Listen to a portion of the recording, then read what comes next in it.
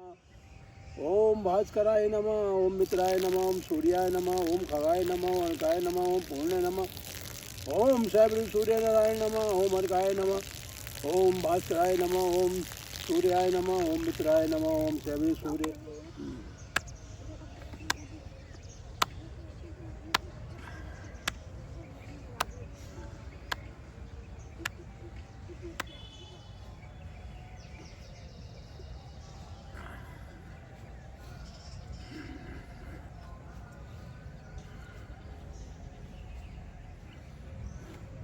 बाएं से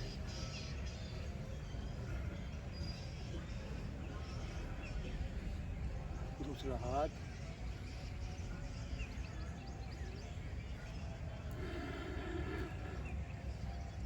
दोनों तरफ से घुमाएगा, गर्दन आगे पीछे, दाएं बाएं,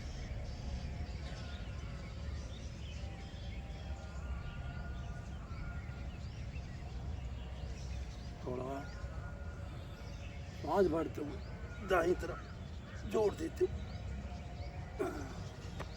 बाएं तरफ, नीचे डाउन, सीधा नीचे डाउन, थोड़ा कमर को घुमाते हुए धीरे धीरे दोनों तरफ से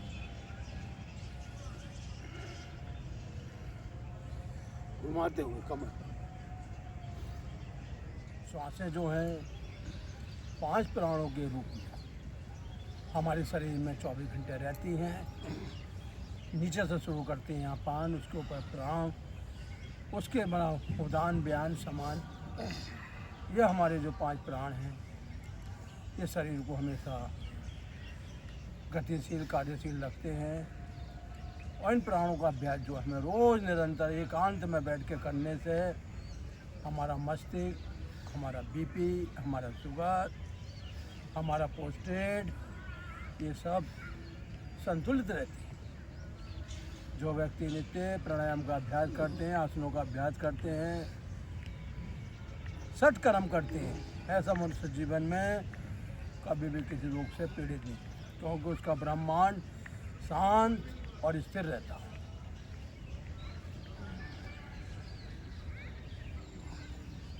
सांसों को देखते रहिए, सांस से ईश्वर है या सांस से ही प्रेम है, सांस से ही जन्म मरण है। क्योंकि जब मृत्यु शरीर की होती है तो सांसों को जन्म लेना पड़ता है।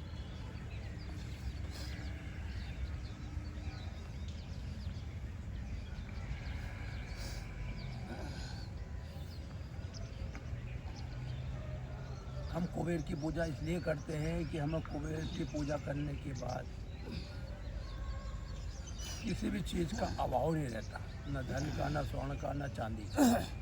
कुबेर मुद्रा बनती है दोनों हाथों की बड़ी उंगली और दोनों छोटी उंगली नीचे लगाने के बाद। और कुबेर मुद्रा को बैठने से आदमी को सर्व सिद्धि प्राप्ति होती है, सर्व कार्य उसके सिद्ध हो जाते हैं कुबेर मुद्रा में बैठने से।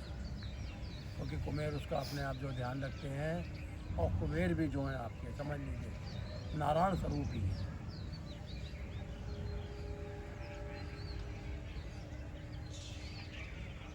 सांसों को देखने से, सांसों का ध्यान करने से व्यक्ति पवित्र होता है और माया जाल से मुक्त होता है। संसार माया से भरा हुआ है और व्यक्ति बार बार जाल में फंसता है और फिर भगवान का नाम लेके निकलता है।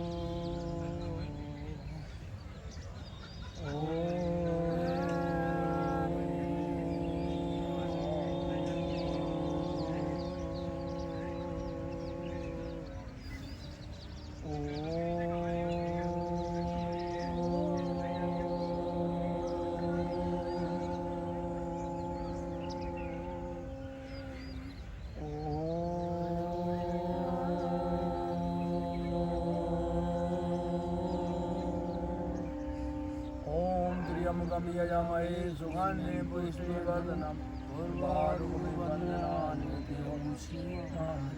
ओम त्र्यंबकं यजामहे सुगन्धिं पुष्टिवर्धनम् उर्वारुकमिव बन्धनानि मृत्योर्मुक्षीयमामृतम् ओम त्र्यंबकं यजामहे सुगन्धिं पुष्टिवर्धनम् उर्वारुकमिव बन्धनानि मृत्योर्मुक्षीयमामृतम्। सांसों को भरेंगे लंबा फेफड़ों तक। जब फेफड़े पूरे फूलते हैं तो फिर उन्हें धीरे धीरे श्वास को घाट हल्का कर लेना चाहिए। फेफड़े का फूलना और सुकड़ना ही हमारा आयु पे आधारित है। हम अपनी आयु बढ़ानी है तो सांस को लंबा लेने का अभ्यास करना पड़ेगा भस्त्रिका के रूप में।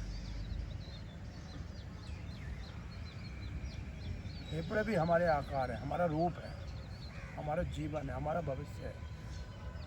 अगर हमें दिमाग को मजबूत और दुरुस्त रखना है, बीपी को कंट्रोल करना है, तो कमर गर्दन सीधी करते हुए कुमेद मुद्रा में बैठते हुए सांसों को अंदर खींचते हुए ले जाना है। सांस अंदर जाने से छाती फूलती है, पेट में कभी श्वास नहीं आती क्योंकि पेट में रहती हैं आंतें, दूषित पदार्थ। पेट बना है सिर्फ मलमूत्र के लिए और फेफड़े बने हैं सांसों को रोकने के लिए। जब व्यक्ति की सांसें संपूर्ण मात्रा में फेफड़ों तक पहुंच जाती हैं तो अशुद्ध रक्त भी शुद्ध हो जाता है क्योंकि फेफड़ों के अंदर की रचना जो है वो अंगूर के ऊपर आधारित है। अंगूर खाने से फेफड़े हमारे मजबूत और बलवान होते हैं। इसलिए मनुष्य को जो कम से कम 50 ग्राम अंगूर मौसमी फलों के अनुसार खा लेने चाहिए।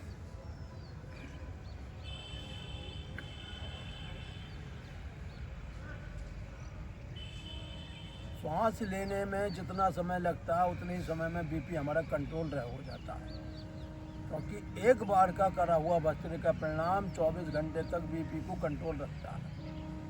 क्योंकि भस्त्रिका करने से रक्त की शुद्धि होती है। जब रक्त शुद्ध होता है तो अपनी गति से ही शरीर के अंदर प्रवेश करता है।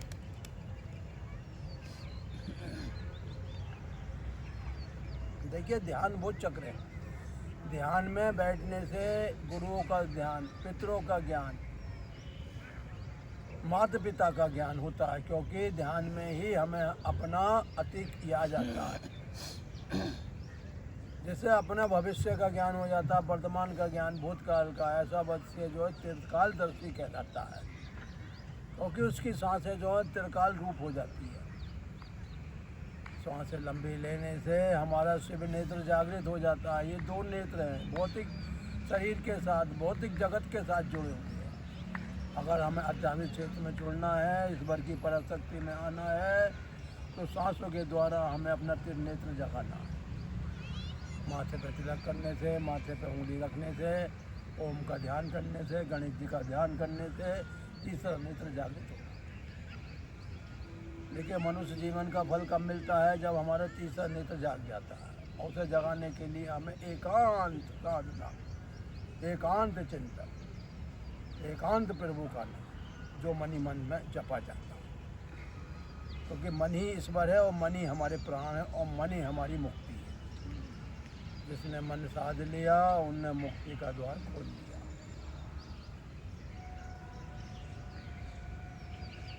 सांसें जब जाती हैं तो ईश्वर का प्रेम अच्छा लगता है, ईश्वर की कृपा होती है। जब वापसी आती है तो अंदर से करोड़ों रोगों को बाहर लेके आती है जिसके कारण हमारे शरीर के अंदर भिन्न भिन्न प्रकार की बीमारियां पैदा होती हैं। और सांसों को लेने और छोड़ने से ही बीमारियां ठीक हो सकती है। बाकी दुनिया की कोई दवा बीमारी हो, क्योंकि बीमारी रहेंगी अंदर ही।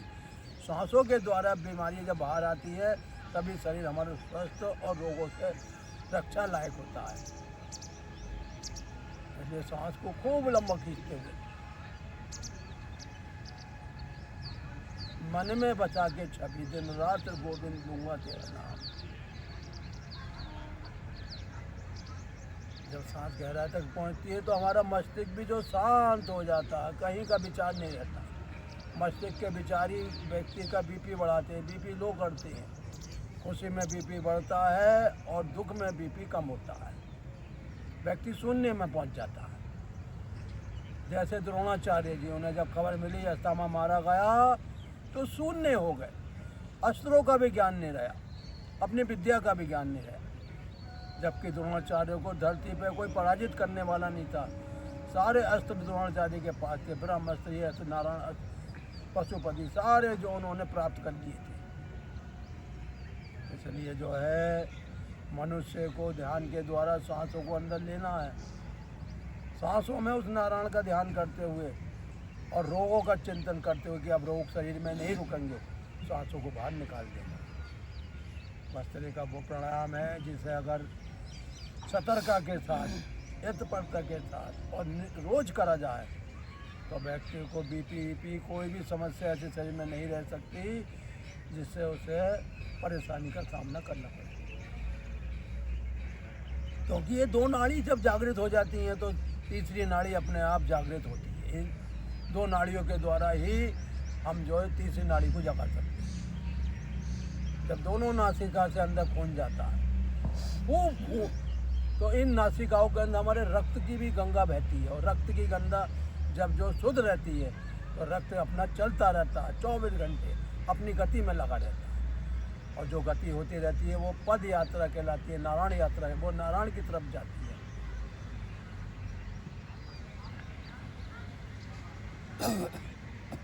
सांसों को रोक देंगे थोड़ा सा एकाग्रचित होते हुए, सांसों को बाहर की तरफ धकेलेंगे और पेट को अंदर की तरफ खींचेंगे। सांसों को जब हम बाहर की तरफ धकेलते हैं तो पेट के अंदर आई हुई बीमारी अपने आप ही दूर होती है। कैसी भी गैस हो, कैसी भी लीवर की समस्या हो, कैसी भी किडनी की समस्या हो, कैसी भी स्ट्रॉन्ग पथरी की, वो सहज ही अपने आप ठीक होती है। क्योंकि पेट जो है मैग्नेट की पावर में आके, मैग्नेट की किरणों में आके स्वतः ही बीमारियों को छोड़ देता, और वो बीमारी जठर में जाके स्वाहा होती हैं और मल मूत्र के रूप में बाहर आती है। इसीलिए कहा गया हमारे वेदों में कि मनुष्य को सुबह बासी मुँह, निहार मुँह, गुनगुना पानी पीने से हाथों की सवैया, हाथों में इन्फेक्शन नहीं होता, हार्ट में इन्फेक्शन नहीं होता, खून गंदा नहीं होता। जब खून अशुद्ध हो जाता है, गंदा हो जाता है तो बीपी में परिवर्तित हो जाता है, और वो बीपी ही अगर बढ़ता है तो ब्रेन हेमरेज मस्तिष्क के लिए घातक बन जाता है। इन सांसों के द्वारा आप अपने को करोड़ों रुपए के इलाज से बचा सकते हो। एक ब्रेन हेमरेज का इलाज जो होता है 15 से 20 लाख रुपए में होता है, और उसमें भी गारंटी नहीं। अब से 10 साल पहले कार रेसर की दुर्घटना में कोमा में आ गया, और उसके बाद आज 9 वर्ष के वो कोमा में पड़ा हुआ है, यानी करोड़ों रुपए खर्च करके भी वो अपनी याद शक्ति नहीं कायम करते। इसलिए आप जो है कपाल भारती के द्वारा बीपी कंट्रोल करें और जीवन में आने हुए परेशानियों से बचें।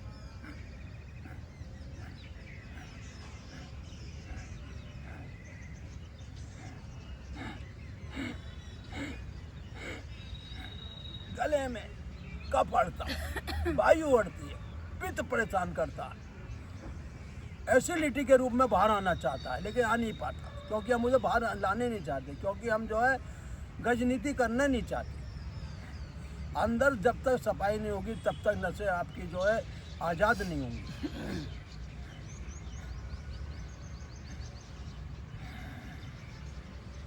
अब सांस को बिल्कुल बाहर छोड़ दो, मूल बंद में ध्यान लगाओ।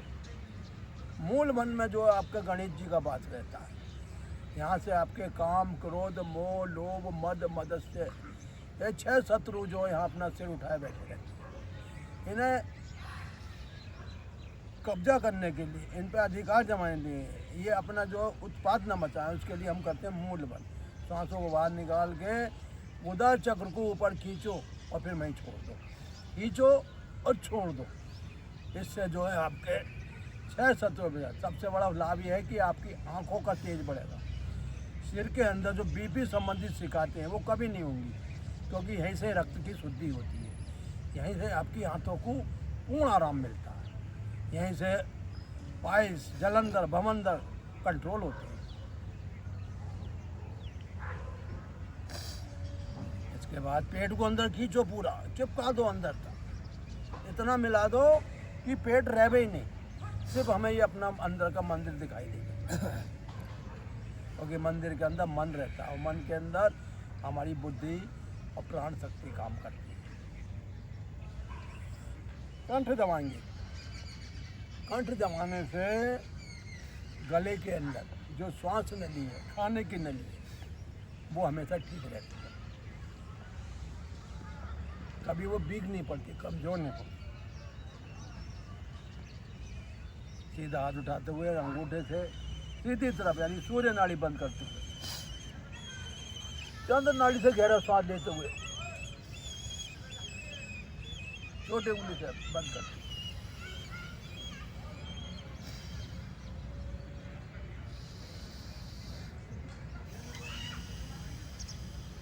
अनामिका का काम यह है कि चंद्र नाड़ी को बंद करती है ये, और सूर्य नाड़ी सांस लेती है। अंगूठे का काम है सूर्य नाड़ी को बंद करके चंद्र नाड़ी से सांस छोड़ देती है। श्वास जितना लंबा गहरा रहेगा उतना ही आपके फेफड़े मजबूत और बलवान रहेंगे। हार्ट उतना ही आपका स्ट्रॉन्ग रहेगा, क्योंकि हार्ट का काम है रक्त का प्रेशर बनाना, रक्त को शिरा धमनी के रूप में शरीर में प्रवेश कराना, मस्तिष्क तक ले जाना।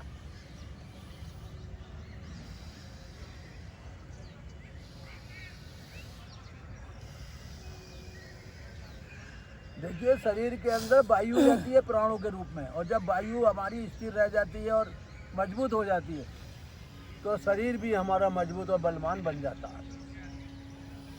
बड़े बड़े ऋषियों ने समुद्र को पी गए। अगस्त ऋषि थे, हथेली पे रख के समुद्र पी गए, क्योंकि उनकी प्राण शक्ति इतनी मजबूत बलवान थी कि समुद्र उनके आगे एक बूंद के समान था। उसी प्रकार हमें नासिका से जब वायु अंदर पीते हैं, ग्रहण करते हैं, तो हमारी प्राण शक्ति मजबूत बलवान हो जाती है। संसार सिमट के एक बूंद समान हो जाता है।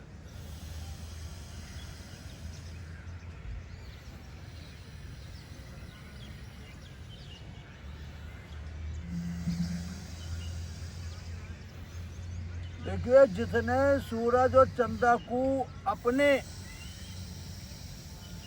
इस मन में प्रसन्न कर लिया, ऐसा व्यक्ति जो है मृत्यु और जन्म के बंधन में नहीं फंस सकता, क्योंकि रात मृत्यु है और दिन जन्म है। जब रात होती है तो पलकें मिट जाती है, और दिन होता है तो पलकें खुल जाती है। ऐसा महाभारत में भगवान श्री कृष्ण जो गीता में अर्जुन को संदेश में बता रहे हैं। अर्जुन, हम मनुष्य के तो 100 साल होते हैं, लेकिन जो कीट पतंगे होते हैं इनका तो दिन रात ही नहीं होता। रात में भी मरते हैं, दिन में भी मरते हैं, क्योंकि उनकी आयु 12 घंटे 14 घंटे इससे अधिक होती नहीं। लेकिन मनुष्य लोक में मनुष्य की आयु 100 वर्ष होती है, लेकिन वो काम विकार में फंस के, लोभ लालच में फंस के अपने को जो है अल्प आयु बना लेता है। जिस चीज़ की आवश्यकता नहीं होती उसके लिए भी वो दौड़ता है, और आखिर में वो छोड़ देता है, क्योंकि मैंने जो भी माया बनाई है, माया दिखाई देती है लेकिन है नहीं। माया में जब या लग जाता है तो या का मतलब होता है कि दोनों हो भी सकती हो, नहीं भी हो सकती।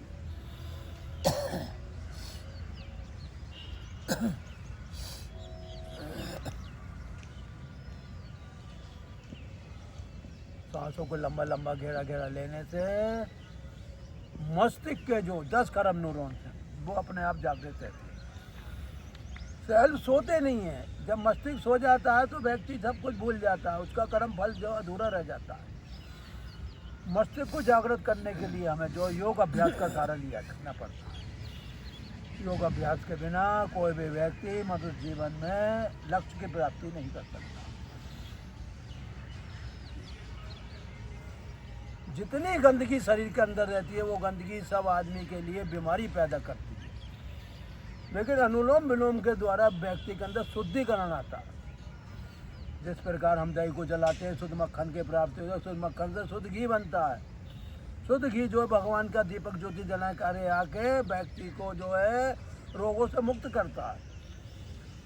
स्वस्थ व्यक्ति के लिए आधा चम्मच घी अगर रोज गुनगुने दूध में जल में ले लेता है तो उसके फेफड़े कभी जो कमज़ोर नहीं पड़ते, फेफड़ों के अंदर ताकत बनी रहती है, फेफड़े सुकड़ते नहीं। क्योंकि जब बढ़ती उम्र के साथ खून नहीं बनता है तो फेफड़े सुकड़ते हैं, फेफड़े सुकड़ते हैं तो गलते हैं, कमज़ोर पड़ते हैं, फिर वो वही टीबी और कैंसर में परिवर्तित हो जाते हैं।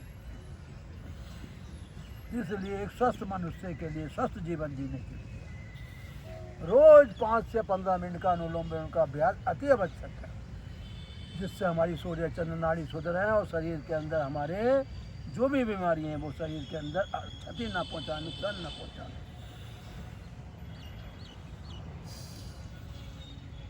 जिस नाड़ी से सांस शुरू करे उसी नाड़ी पे आके छोड़ना चाहिए। अगर बीच में हम सांस छोड़ देते हैं तो वो हमारा प्राणायाम अधूरा रह जाता है।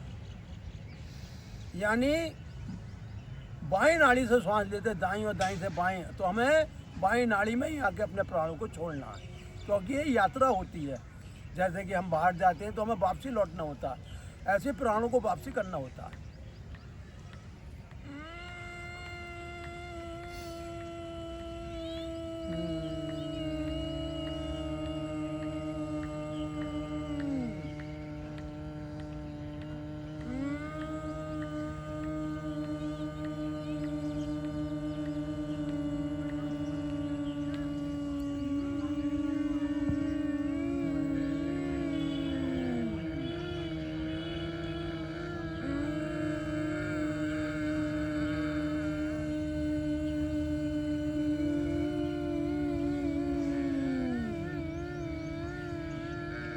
तीन प्रकार का प्रदूषण हमें दुखी करता है। जल प्रदूषण, वायु प्रदूषण, ध्वनि प्रदूषण, ये सब हमारे शरीर पे विपरीत प्रभाव देता है।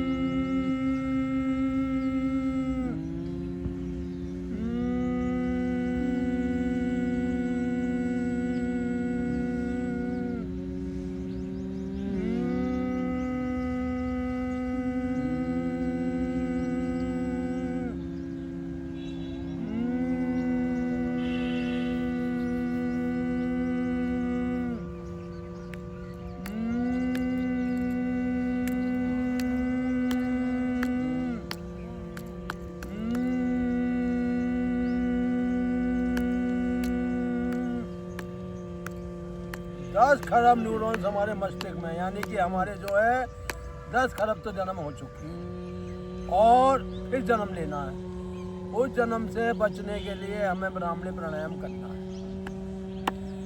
नारायण नारायण गुरुवर नारायण नारायण हरि ओम हरि ओम हरि ओम हरि ओम।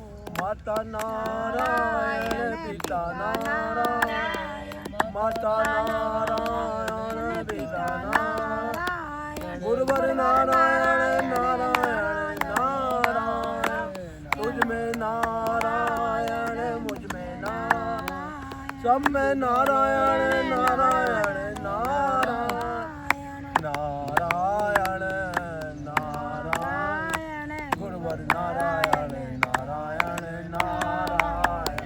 हरि ओम हरि ओम हरि ओम हरि ओम।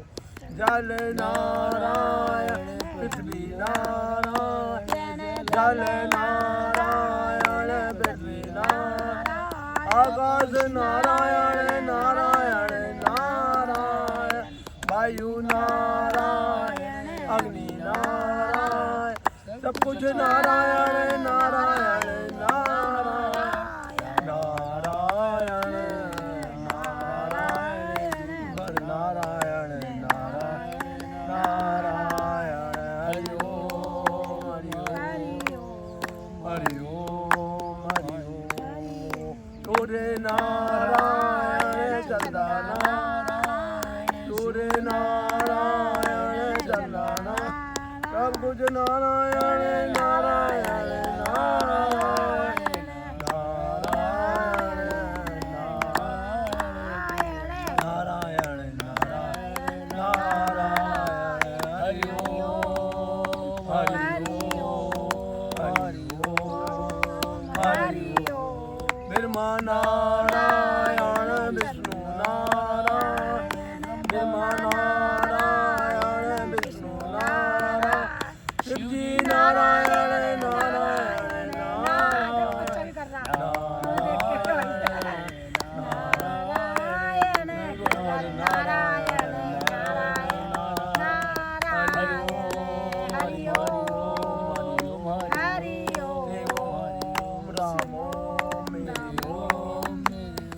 सब कुछ ओम सब कुछ ओम सब कुछ ओम सब कुछ ओम